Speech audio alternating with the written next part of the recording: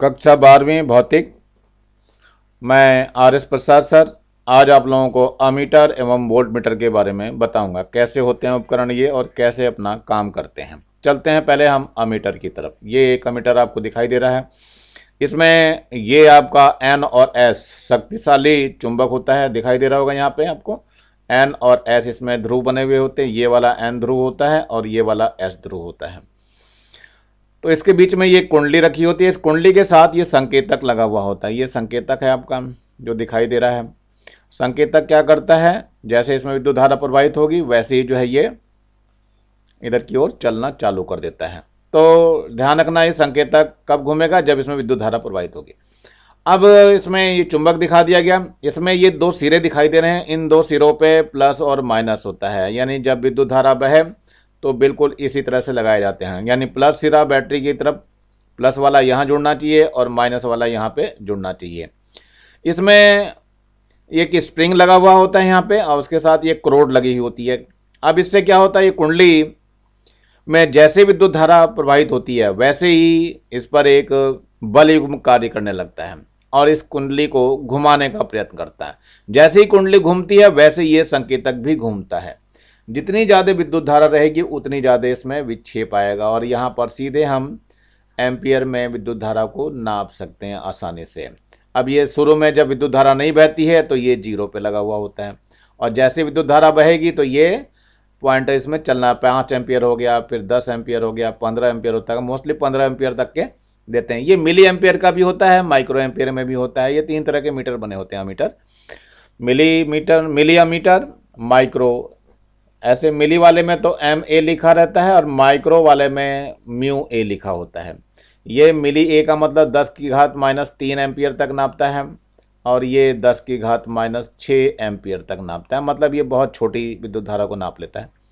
और ये एम्पियर सीधे 1 एम्पियर, 2 एम्पियर, 3, 15 एम्पियर तक का नापता है, यानी बड़ी विद्युत धारा के लिए। अब हम चलते हैं जरा इसकी बनावट के बारे में फिर से। क्या है इसका ये बनावट, इसकी लिखिए रचना क्या है इसमें रचना। तो सबसे पहले मैंने बताया था यहाँ पे एक किलकित कुंडल धारा मापी होती है, यानी किलकित कुंडल धारा मापी। अंत इसमें क्या होता है, कुंडली के साथ समांतर क्रम में एक तार लगा होता है। यहाँ पे एक शंट लगा होता है, जैसे पीछे वाले में भी दिखाया यहाँ पे। ये जो एक तार लगा हुआ ये शंट है। जो अधिक धारा आती है बाई चांस तो वो इसी मार्ग से चली जाती है और ये हमारा पॉइंटर फूकने से बच जाता है। यानी पॉइंटर ज़्यादा घूमेगा तो ये क्या होगा, कुंडली में ज़्यादा ऐंठन उत्पन्न होगी तो इस पॉइंटर के टूटने का खतरा बना रहता है। तो यहाँ पर इसके लिए दिया हुआ है। ये वृत्तीय पैमाने पे 0, 5, 10, 15 लिखे हुए रहते हैं। तो सबसे पहले क्या होता है, इसके समांतर क्रम में एक शंट लगा होता है और कुंडली के साथ एक संकेतक लगा होता है जो एम्पियर के एक वृत्तीय पैमाने पर घूमता है। पैमाने पर क्या होता है, 0 से लेकर के चिन्ह बने होते हैं जो एम्पियर में होते हैं, जो समान दूरी पर होते हैं। पैमाने का 0 बाईं ओर होता है और धारा प्रवाही होने पर संकेतक दाईं ओर की ओर चलना चालू होता है। अमीटर में विद्युत धारा सदैव एक ही दिशा में प्रवाहित होती है, किधर से, प्लस से लेकर के माइनस की तरफ जाती है, जिससे ये पॉइंटर केवल एक ही दिशा में घूम सकता है। विद्युत धारा विपरीत दिशा में प्रवाहित की जाए तो संकेतक दाईं ओर से बाईं ओर घूमेगा, जिससे वे अवरोध पिन से टकरा करके टूट जाएगा। अतः अमीटर पर धन और ऋण चिन्ह पहले से ही अंकित कर दिए जाते हैं। किसी विद्युत परिपथ में अमीटर को जोड़ते समय ध्यान रखना चाहिए कि सेल के धन सिरे से आने वाला तार अमीटर के धन सिरे से जुड़ा हो और ऋण सिरे से आने वाला तार अमीटर के ऋण सिरे से जुड़ा हो। अमीटर को सदैव विद्युत परिपथ में श्रेणी क्रम में जोड़ना चाहिए, भूल करके भी समांतर में नहीं लगाना है। यदि भूलवश अमीटर को परिपथ के समांतर क्रम में जोड़ दिया जाता है तो उसका प्रतिरोध कम होने से उसमें से होकर अत्यधिक विद्युत धारा बहने लगेगी, जिससे उसकी कुंडली क्षतिग्रस्त हो सकती है। चलते हैं अब वोल्ट मीटर, दूसरा भी ये बहुत ज़्यादा अत्यंत आवश्यक उपकरण है हमारी लैब का। और इस वोल्ट मीटर में भी देखते हैं क्या करता है। वास्तव में ये वोल्ट मीटर क्या करता है, किसी भी परिपथ में किन्हीं 2 बिंदुओं के बीच, चालक के किन्हीं 2 बिंदुओं के बीच विद्युत विभव ज्ञात करता है। ये इसमें क्या होता है, यहाँ एक दिखाई दे रहा है, ये उच्च प्रतिरोध लगा हुआ होता है। इसमें भी वही एन और एस 2 शक्तिशाली चुंबक होते हैं। बीच में एक कुंडली घूमती है और कुंडली से ये संकेतक लगा हुआ होता है जो कि 0, 5, 10, 15 तक घूमता है। ये सारे जो अंकित होंगे इसके यहाँ पर वोल्ट लिखा होता है। इसमें भी कई तरह के होते हैं volt meter. Milli volt meter, तो मिली वोल्ट मीटर में एम भी लिखा होगा और अमीटर, ये वोल्ट मीटर तो दिया ही है, बाकी में वोल्ट में तो सिंपल ही रहता है। चलिए देखते हैं इसमें अब रचना की तरफ बात करते हैं, क्या है रचना वगैरह इसकी। ये दिखा रखी रचना आपको। वोल्ट मीटर में एक किलकित कुंडल धारामापी की भांति होता है, अंतर केवल इतना होता है कि वोल्ट मीटर में कुंडली के साथ श्रेणी क्रम में उच्च प्रतिरोध जुड़ा होता है। ध्यान रखना है, इसमें श्रेणी क्रम में ये उच्च प्रतिरोध जरूर जुड़ा हुआ होता है। कुंडली के साथ एल्युमिनियम का हल्का संकेतक जुड़ा होता है। ये एल्युमिनियम का संकेतक होता है, जो यहाँ संकेतक दिखाई दे रहा है ये वाला, ये एल्युमिनियम का बना हुआ होता है। ध्यान रखना है, काहे का बना होता है, एल्युमिनियम का बना हुआ होता है। और पैमाने पर वोल्ट के चिन्ह बराबर दूरी पे बने होते हैं। पैमाने का शून्य बाईं ओर होता है, मतलब 0 हमेशा बाईं ओर ही रहेगा और दाईं ओर बड़ा नंबर रहता है। इसमें संकेतक हमेशा बाएं से दाईं ओर ही घूमता है, यानी कि ये वाला सिरा धनात्मक है इसका और ये वाला सिरा ऋणात्मक है। और इसको भी बैटरी के पॉजिटिव सिरे से और ये नेगेटिव सिरे से आने वाली जो धाराएं होती है वैसे ही जोड़ना पड़ता है।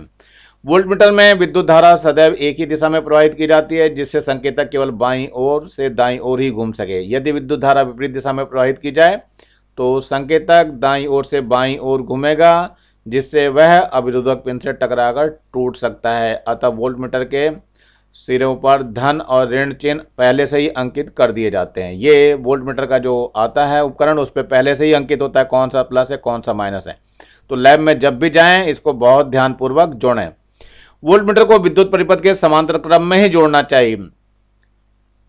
इसमें विद्युत धारा उसके धन सिरे से होकर प्रवेश करती है और ऋण सिरे से बाहर निकल जाती है। यदि भूलवश वोल्ट मीटर को परिपथ के श्रेणी क्रम में जोड़ दिया जाए तो चूंकि वोल्ट मीटर का प्रतिरोध अधिक होता है, अतः परिपथ में बहने वाली धारा का मान कम हो जाएगा। इसलिए इसका बहुत ध्यान रखना पड़ता है कि इसको समांतर क्रम में ही जोड़ते हैं। चलते हैं थोड़ा इसके आगे, क्या है बात इसमें। ये आपका दिया हुआ है, वोल्ट मीटर की सहायता से हमेशा क्या करते हैं, विद्युत परिपथ के किन्हीं दो बिंदुओं के बीच विभवांतर नापा जाता है। अतः वोल्ट मीटर को उसके मध्य समांतर क्रम में जोड़ते हैं। एक आदर्श वोल्ट मीटर का प्रतिरोध हमेशा अनंत होना चाहिए, लेकिन वास्तव में ऐसा होता नहीं है, कुछ ना कुछ तो प्रतिरोध कम होता है, ताकि उन बिंदुओं के बीच प्रवाहित मुख्य धारा के मान में कोई परिवर्तन ना हो, यानी V बराबर IR का सूत्र लग सके। किंतु जब कुंडली में विद्युत धारा प्रवाहित नहीं होगी, संकेतक नहीं घूमेगा, अतः वोल्ट मीटर की कुंडली के साथ श्रेणी क्रम में उच्च प्रतिरोध का तार जोड़ देते हैं, जिससे इसमें अत्यंत अल्प विद्युत धारा प्रवाहित होती है और मुख्य धारा का मान लगभग अपरिवर्तित रहता है।